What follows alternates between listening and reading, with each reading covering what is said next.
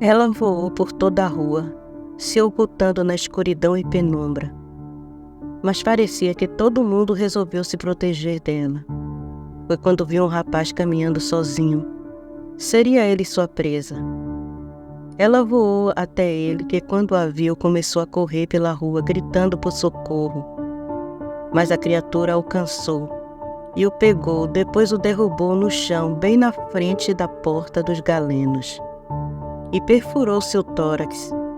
O homem gritava, chamando a atenção dos vizinhos, que ao abrirem as janelas e verem aquela cena, fechavam rapidamente.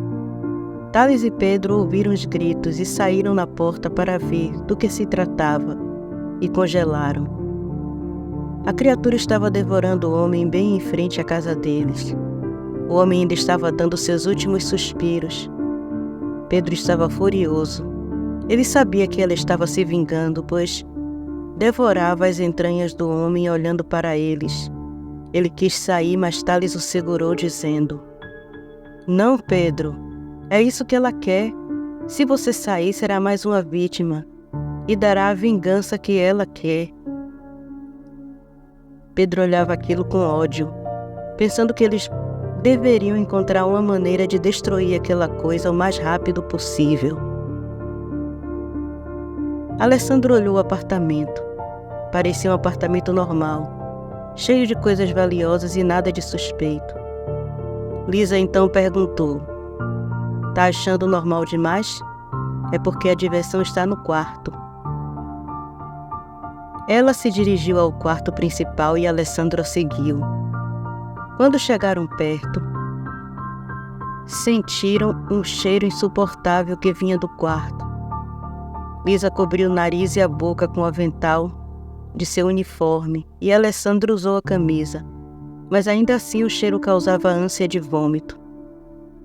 Lisa usou a ponta da saia de seu uniforme, segurou a maçaneta e abriu a porta dizendo: "Veja, delegado, veja com seus próprios olhos."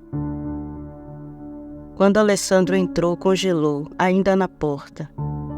O quarto era grande e espaçoso, e no centro, de frente para a cama, havia um par de pernas parado, com as entranhas se mexendo, mas os pés estavam fixos no chão, pelo que parecia gavinhas negras que saíam dos pés, os fixando no chão. Ele se aproximou e olhou aquilo de perto. Então olhou para Lisa, que ainda estava na porta, e perguntou: "Então é só jogar sal e pronto?" "É o que a sua lenda diz, delegado." Alessandro riu, pegou o celular e tirou algumas fotos, e decidiu que voltaria ali com os 2 quilos de sal e deixaria aquela vadia sem poder voltar para o corpo até o dia amanhecer, quando ela acabaria pegando fogo.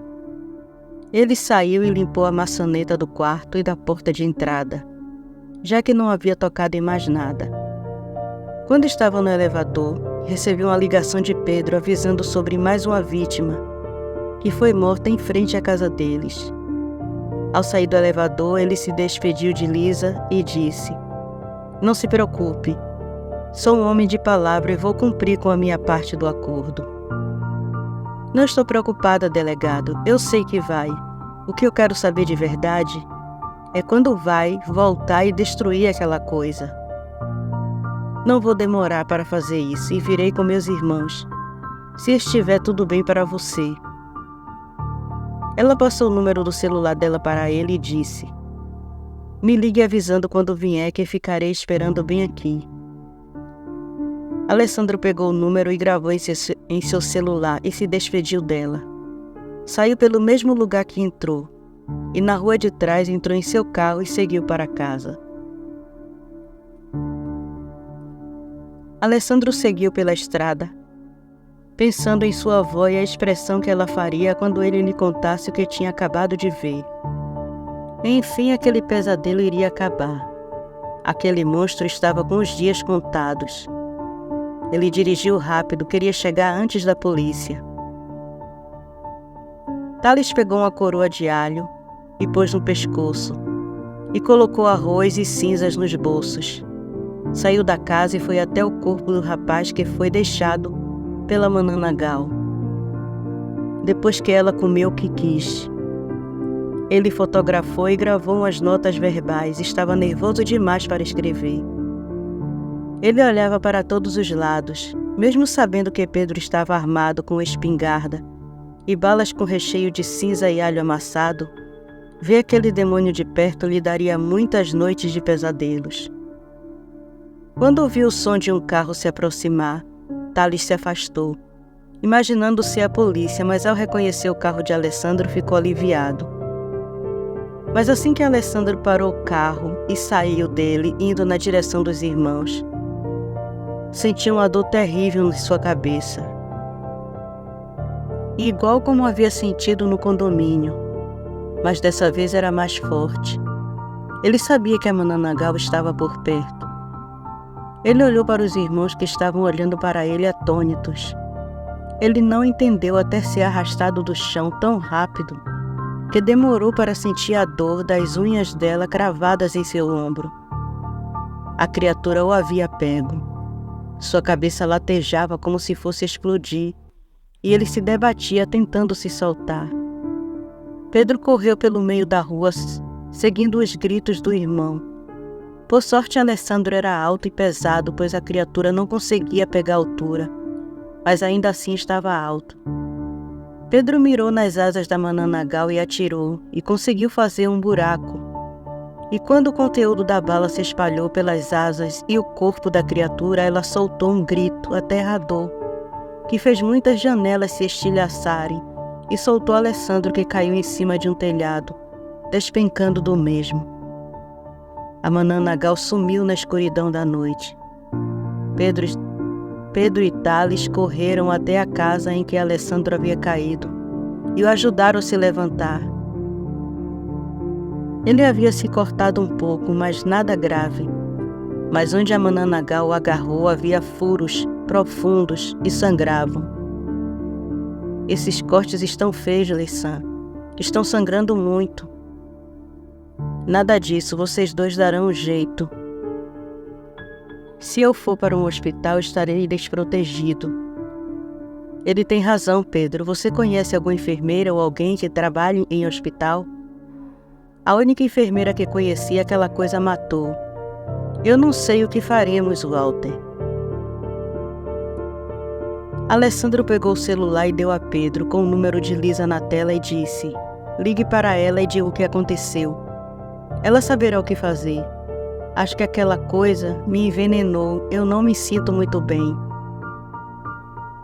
Pedro pegou o celular e começou a ligar, enquanto Thales levava Alessandro para dentro. Não demorou e Pedro saiu com o carro de Alessandro, e ao retornar para casa com Lisa, Alessandro ardia em febre e estava com os cabelos soltos e molhados. Ela achou ele diferente. Nunca o tinha visto de cabelos soltos. Então se aproximou e olhou os machucados e perguntou: a febre ficou muito alta? E Thales respondeu que sim, que parecia que ele iria ter uma convulsão, então ele lhe deu um banho gelado, até que sentiu a febre baixar. Fez bem, e a Mananagal é uma bruxa. Com certeza ela pôs alguma poção nas garras para deixar suas vítimas indefesas. O Alessandro falou que sua avó cultivava plantas medicinais. Eu posso ver? Talvez tenha as ervas que vou precisar para cuidar de seu irmão. Pedro levou ela até a pequena estufa de sua avó e achou engraçado a cara dela vendo as plantinhas que sua avó cultivou com tanto amor. Enquanto ela colhia as ervas que precisaria, ele perguntou: de onde você e o Alessandro se conhecem? Ele nunca falou de você até hoje. Lisa sorriu e respondeu olhando para Pedro, porque queria ver a reação dele. Nos conhecemos de cadeia. Pedro franziu as sobrancelhas sem entender. Ela então riu e disse: seu irmão me prendeu muitas vezes por estar ilegalmente em seu país e por pequenos delitos. Ela falou enquanto passava por ele e foi até a cozinha e começou a abrir os armários. Pedro recostou na porta com ar de riso e perguntou: eu posso ajudar? Sim, eu estou procurando um prato de madeira que é usado para machucar temperos. Pedro foi até um armário embaixo da pia e pegou o prato e entregou para ela, dizendo: "Então vocês dois têm um relacionamento de polícia e meliante?" Lisa riu, terminando de amassar as ervas, e respondeu passando por ele: "Pois é, e por isso resolvemos casar." Pedro ficou chocado. Demorou um pouco na cozinha processando o que acabou de ouvir e depois seguiu para o quarto. Thales segurava Alessandro sentado na cama enquanto Lisa colocava a mistura de ervas onde a unha da mananagal perfuraram o ombro de Alessandro. Depois ela cobriu com gases e deitaram ele, e a febre aos poucos foi baixando. Quando a polícia chegou, eles deixaram Lisa cuidando de Alessandro e foram dar seus depoimentos. E mesmo com os vizinhos confirmando a veracidade da declaração deles, de que uma mananagal matou aquele homem, na frente deles a polícia não acreditou e os olhava como se os dois estivessem traumatizados com a crueldade do psicopata e com a afronta dele em levar sua vítima e matar na frente da casa deles, provocando assim o delegado. "Senhor Galeno, se nos permitir, gostaríamos de falar com o delegado Alessandro. Talvez ele seja mais coerente no depoimento." "Não permito não. Meu irmão não está bem, está descansando. E vocês incrédulos não vão incomodá-lo com essa história de psicopata. Não foi só nós dois aqui que vimos. Todos viram. Mas já que vocês não acreditam, então tirem esse corpo de minha porta e saiam daqui." Os policiais encararam Pedro por um momento e resolveram sair dali, pois a população do bairro já estava praticamente expulsando eles por não acreditarem que foi uma mananagal que matou aquele homem.